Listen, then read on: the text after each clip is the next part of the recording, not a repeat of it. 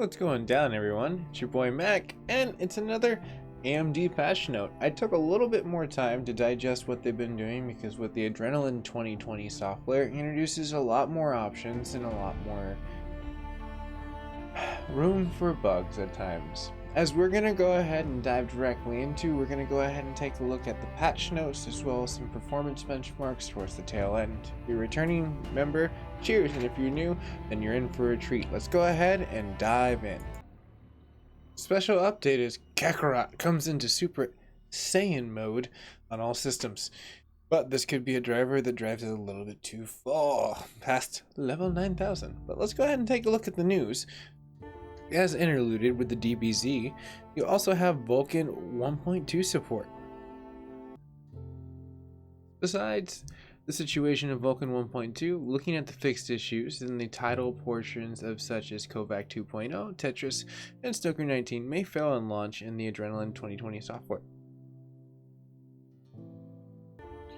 Some single displays on the Radeon 5700 have been reported to experience a intermittent reboot when the system is left idle, so don't not play with your computer or at least turn it off right after that situation. If you experience it too much, you can always revert back to the other portions of what would be, but this is supposed to be the one that's supposed to fix that. So 5700 should be pretty polished after this update with the 1.12 variation of the 21.2, which is pretty cool. Definitely digging this. It seems like it added stability. That one was good, but pretty cool.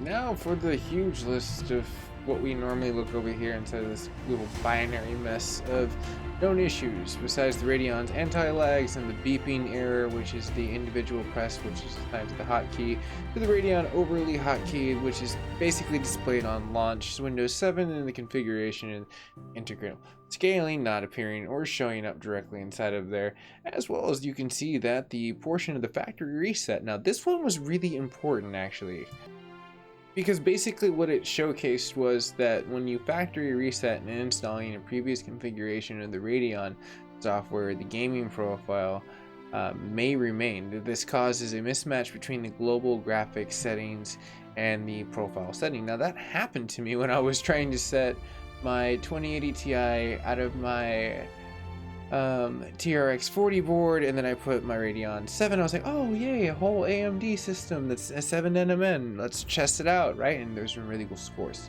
You gotta check it out towards the end when these benchmarks. But yeah, it caused this whole error. That's why I was a little bit late, but I learned some cool stuff along the way. But yeah, it's good to know that that's on the list of stuff that they're admitting. They're like, yeah, it could cause some stuff, so just stay tuned. Don't go to a clean install. Just utilize their Express for right now. It seems like it should work just fine. If you have issues, you can always download their software, so just delete all the drivers from like the task manager and then reinstall the Adrenalin software from where you want to get it. It should be fine too. Wanted to at least mention that just in case some people had some hangups like I did and not want to waste about I don't know, 2 hours of investing knowledge, but it is power. Moving on past that, as we go past the situation, the UI boxes or the toast messages may experience some of the language locations, and that's in the text overflow, so yeah, you're getting some stuff. Radeon software inside of the inconsistent sizes into its previous set sizes and when open, as well as the Vulkan gaming application may crash when exhibiting the performance or as far as the task and the Radeon image when utilizing the image sharpening on top of the enabled integral scaling may cause some videos to flicker within the resolution that's less than native.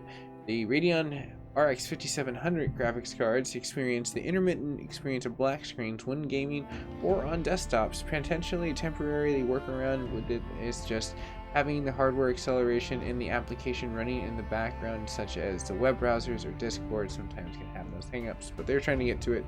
They'll get to some stuff, and I got some really cool 5700 benchmarks that I want to show everyone. So we got some really cool benchmarks we're going to take a look at, and at the very end I'm going to get to show some really cool graphics cards that I've had through time and that I've tested out.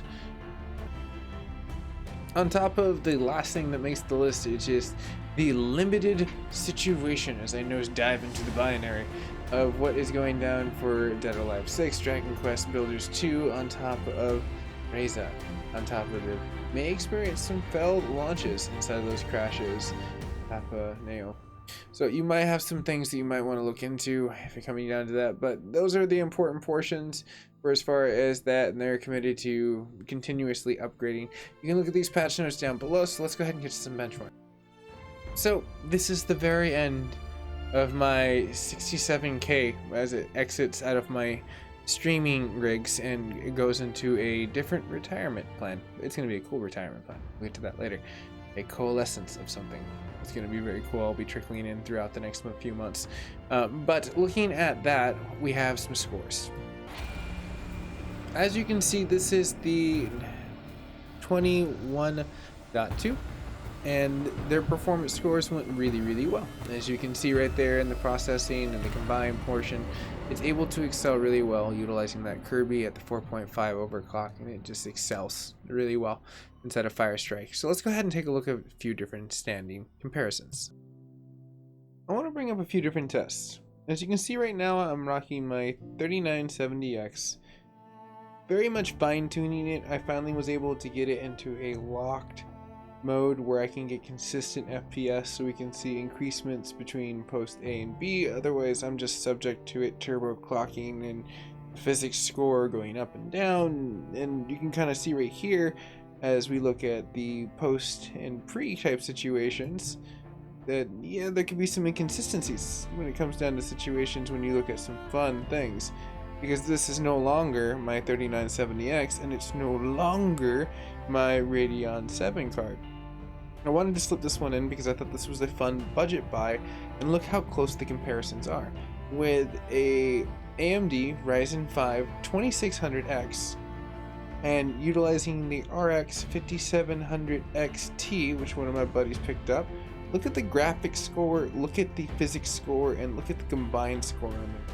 That's an insanely good projectionable point, and you can see that they just kind of punch it right here in this whole other level, which is pretty sweet when you come down to situations. So if you go back to where my card is, the post and pre's type situation, where you can kind of see that there is going to be some physics and like combined scores between 20.1.2 versus what we have in the post. You can see that there's a little bit of differences and changes, but let's go ahead and dive in to a fun comparison. So you can see that this is a Radeon 7 card. It's overclocked, which is where you can see where the 22.21.2 comes into play. And you can see that the clock frequencies that I'm rocking are pretty up there for as far as where the bus frequency and everything else is saying. But roughly that's about, I'm getting my bandwidth up to 2000. But check this out. When compared to a 2080 Ti, same rig, holy crap, that's not too far off from where it is.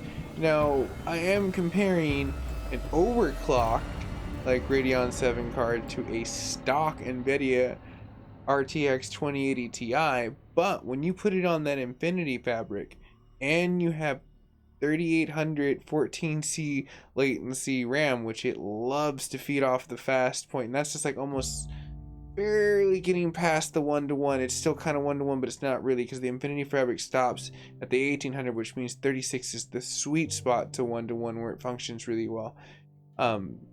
So that, in a general standpoint, is pushing the system to its farther limits. So it's kind of cool to kind of see that, like, two different things. Now this is the overclock. Obviously we're going to get close to 25, so there's a huge increasing standpoint as you can kind of get with the NVIDIA's 2080 Ti. It definitely still is like the crowning achievement right there. But when you compare it to this as a overclock in general standpoint for 1080p, that's coming close. But when you compare it to 4K, as you can see, this is my dialed in setting, my OC that was basically where I have it where I can kind of test, and it's pretty decent for as far as all the locked cores. When it comes into gameplay, as you can see, graphics score is pretty high, physics score is pretty decent. Everything's kind of balanced in where you'd want it for the most part. As you can see, my bandwidths are finally dialed in directly right over here, giving all the correct readings. So looking at where the post and the pre it seems like the DirectX 11, it comes in pretty decent. Now pulling up the Firestrike Extreme, looking at the situation of 21.1 right here for this portion. Moving on to the 21.2, we lose a little bit and we notice the physics and the graphics do a little bit of a swap-a-roo. And this might be something to the coding of what they're pushing out inside of the situation of their smart shift. It's supposed to be for mobile platforms, but I have been noticing a lot of inconsistency of jumping between the CPU and that might be me getting a lot of points of trying to dial it in, where sometimes just leaving it stock actually runs pretty good. Like I was like playing around with the stock settings and letting it run the, I guess, Adrenalin and all this other stuff, and I was actually getting some impressive scores just by itself natively, when you kind of work everything within its own fabric. So not too bad for most people that just want to get plug and play with AMD nowadays. It's a really great market. Now taking a look at the Ultra, you can see that the graphics scores are quite a little bit different. It comes inside there, not too bad for as far as the ranking, but when it comes down to the 21.2, you can see that there are a little bit of changes. They kind of come into gameplay when it comes down to the combo, the graphics, and even down to a tiny bit of the physics, but it's nominal within that range. So I mean, it's for 4K, it's holding its own in that situation, not too shabby. Now this one's pretty funny when you look at the difference. Now this is going to be the 20.1.1, and you see the 21, basically the new update, and it's only by 1, but what's the difference? Well, there's actually a really good defining difference. Looking at the new driver code down below, and where the bus memory increases, even with the decreasement of 1 point, now going back to the old school, which you can see that driver right there, and then the bus by itself down below, it literally goes up by a good 140 points, give or take. I thought that was interesting, more noteworthy in that situation. But let's go ahead and get past the DirectX 12. Seems like itself, it's pretty balanced and nothing really changed. Seems like they just stabilized stuff. Now looking at the Extreme with the 4K, it comes into the 4784 score for the first initial post of 21.1, and then when we go to the next one right there, we lose a little bit of points. You see, it's kind of interesting where you kind of get there, but you see some CPU shifts around instead of the graphics going a little bit down in that department. So it seems like it was more stable in the situation when it comes down to gameplay. Two fun cards to point out. Very first card I ever started out with, which was my GeForce GTX 1060 6GB Extreme version, and there it is, coming in at 66. And then this was a nice little upgrade as I went into the TI, a little mini on top of that situation, and you can kind of see the crescendo from there where I have my graphics cards nowadays, and soon to hopefully get that new well, that NVIDIA killer looks really good. Their 3950 XT is going to be cream of the crop when it comes down to very cool performance. What comes into portionable points? Should you install or should you wait? Seems like for the department of some of the newer cards that are rolling out, yeah, you're probably going to want to see where it goes. The RX 5700 and 5600 as it starts to roll across people's circuit boards and input and install are going to run into some issues. The Radeon 7 now is not making that list and seems like it's making more leaps in performance as it kind of edges forward in the 2020 software, which is kind of very cool as I see some stable portions and I guess boosts coming into that. So what I would say is, yeah, install it. If you have issues, definitely report them. I would like to know what the community has to say for what they're really experiencing out there for as far as the software application installs and you guys and gals having to deal with this.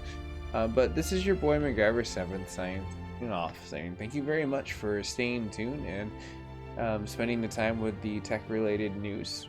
I will be popping in the next one a little bit more faster now that I actually have a stable computer that I can kind of lock it into, but I may not my 3970X my complete rig for the Radeon 7, because as I get a newer top out card, I might just retire this card inside of here for just kind of streaming in projects, and then have like another rig just for performance boost settings, just so I can have a set setting so I can go from A to B.